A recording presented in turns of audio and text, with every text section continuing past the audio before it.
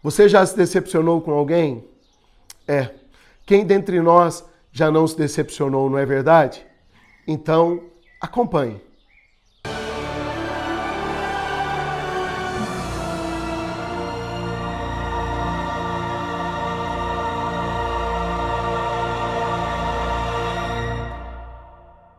Sabemos que a decepção ela faz parte da vida de cada um de nós. Decepcionar-se, na verdade, é deixar surpreender pelo comportamento de alguém, de quem esperávamos uma outra atitude, numa determinada situação. Quando, por exemplo, uma pessoa ela age conosco dentro do padrão ruim dela, não há surpresa, não há decepção, porque já estávamos preparados. O problema é maior quando a atitude da pessoa nos parece fora do comportamento esperado. Por isso, o modo como lidamos com a decepção sinaliza qual o nosso nível de maturidade. Talvez você me pergunte assim: pastor, a decepção na Bíblia, há pessoas decepcionadas na Bíblia? Eu te digo sim, há decepção. A Bíblia está cheia de história de decepções entre pessoas e até mesmo entre pessoas e o próprio Deus. A palavra de Deus ela fala sobre Agar, que chegou a dar um filho a Abraão. No entanto, Abraão, induzido por Sara, sua esposa, ele veio a se separar de Agar, expulsando-a de casa e a mandando para o meio do deserto, para onde teve que fugir com seu filho Ismael.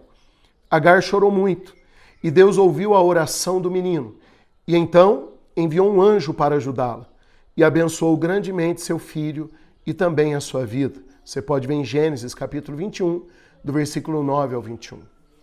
Eu quero agora falar do profeta Samuel. Era um profeta, sacerdote e juiz que fazia tudo para o seu povo. Assim mesmo, ele fazia tudo.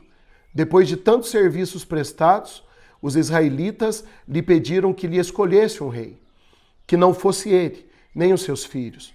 O pedido o deixou extremamente decepcionado. As palavras com as quais falaram a respeito de Samuel foram dolorosas e disseram: vê, já está velho e teus filhos não andam pelos teus caminhos. Constitui-nos, pois, agora um rei sobre nós, para que nos governe como tem em todas as nações. Deus o consolou, dizendo: Samuel, que não era ele a quem o povo rejeitava, mas o próprio Deus. Depois de uma vitória militar, Davi voltou para casa, a fim de compartilhar a sua alegria. O rei retornou dançando diante de Deus e na presença dos homens e mulheres. Tomada pelo ciúme, a sua esposa o repreendeu publicamente. Foi mútua a decepção. A sua esposa, Mical, decepcionou-se por causa do ciúme. Davi decepcionou-se por causa da falta de compreensão dela. E os dois se separaram. Paulo teve muitos auxiliares. Alguns deles, como Figelo, Hermógenes, Demas, João Marcos, e todos o abandonaram, infligindo muito sofrimento ao apóstolo Paulo. Bom, agora vamos falar das decepções dos homens com Deus. A Bíblia registra também histórias de decepções com Deus, que tiveram fins trágicos. Por exemplo, Caim prestou um culto a Deus, que não foi aceito por Deus, por causa do propósito desonroso que ele fez. Assim mesmo, ele ficou decepcionado com Deus. Mas como ele não podia matar a Deus, então acabou assassinando o seu próprio irmão, Abel. Você pode ver em Gênesis, do capítulo 4, do versículo 1 ao 16. Na Bíblia também fala de Jonas, que decepcionou-se com Deus, porque este o chamou para pregar a um povo de quem não gostava. Depois de ter tentado fugir de Deus, acabou pregando aquela gente que, para sua decepção, aceitaram a sua mensagem, mesmo depois de corrigido por Deus. O discípulo Judas desejou que seu mestre, Jesus, fosse o Messias político que ele e muitos outros queriam. Como Jesus foi o Messias que ele não esperava, traiu, entregando-o aos fariseus por 30 moedas de prata. Então, porque muitas vezes nos decepcionamos? Eu quero dizer para você o seguinte: só se decepciona com as pessoas quem se relaciona com as pessoas. Quem não quer se decepcionar, não deve se relacionar. Mas esta hipótese não é possível. Não há como reduzir a zero os nossos relacionamentos. Em lugar de fugir das pessoas, precisamos aprender a como nos relacionar com elas e verificar como nós temos comportado. Nós nos decepcionamos porque temos uma visão errada da natureza humana. Não nos esquecemos que decepcionar é da condição humana. Devemos nos lembrar que em nós não há bem nenhum. Por essa razão, Deus nos ensina a nos relacionar com os homens, mas não confiar neles. O desafio de Jeremias pode não ser politicamente correto, mas é correto em todos os outros níveis, ao declarar essa palavra, onde ele diz assim: assim diz o Senhor, maldito é o homem que confia nos homens e que faz da humanidade mortal a sua força. Jeremias, ele disse isso no capítulo 17, no versículo 5. Agar se decepcionou com Abraão, porque se esqueceu do que Sara podia fazer, por causa do seu ciúme, e do que Abraão podia executar por causa da sua fraqueza. Mesmo aqueles que são geralmente pessoas bondosas, fracassam e decepcionam, voluntária ou involuntariamente. Depois de ter sido, ou melhor, depois de ter servido por anos ao seu povo, Samuel esperava reconhecimento pelo seu trabalho. Não esperava ser descartado como um velho. Não esperava que seu modo de governar fosse substituído por outro. Samuel se esqueceu do que é a natureza humana. A sabedoria bíblica, por isto, nos pede para fazer o bem, sem olhar a quem, como se fizéssemos o bem de olhos fechados, sem ver a quem servimos. Ou seja, é a única maneira de jamais sermos decepcionados. Quero dizer para você assim, não devemos esperar que aquele que nos ofenderam venha nos pedir perdão sincero. Isso pode até acontecer, mas o padrão humano, na maioria das vezes, é um pedido desculposo, do tipo assim: eu não quis ofender você, mas se ofendi, peço perdão. Se a decepção é uma verdade, também é uma verdade que, apesar dela, precisamos nos relacionar.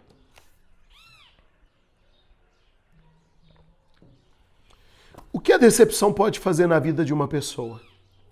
Se não tivermos estas visões, a decepção nos alcança e faz muitos estragos nas nossas vidas. Diante da decepção, que traz transtorno de vários níveis às pessoas, a primeira percepção que devemos ter é que acontece com aquele que nos decepciona. Quase sempre não lhe acontece nada. Ele nos decepciona hoje, outro amanhã, e segue a sua vida, como se nada tivesse acontecido. Em alguns casos, o decepcionador pode até sentir um pouco de culpa, se ficar sabendo do que fez, mas muito dificilmente no mesmo grau do mal que provocou. Esta realidade pode gerar uma revolta em nós, mas nem sempre a nossa indignação produz alguma mudança no quadro. Não estou pregando o conformismo, mas apenas descrevendo uma parte da realidade. Até devemos orar por isso, mas orar entregando este assunto ao Senhor. Para que vivamos em paz. De igual modo, devemos nos questionar se não estamos decepcionando alguém. O ideal é que cada um de nós sempre se pergunte pelas consequências dos seus atos. Se decepcionamos, que Deus nos ajude a tomar consciência, a pedir perdão e reparar o mal que cometemos. O problema é que existe um grande desafio de voltar a confiar. Se o preço da decepção é alto, é mais alto ainda o preço de não nos relacionarmos, pela simples razão de que não conseguimos e, no fundo, não queremos.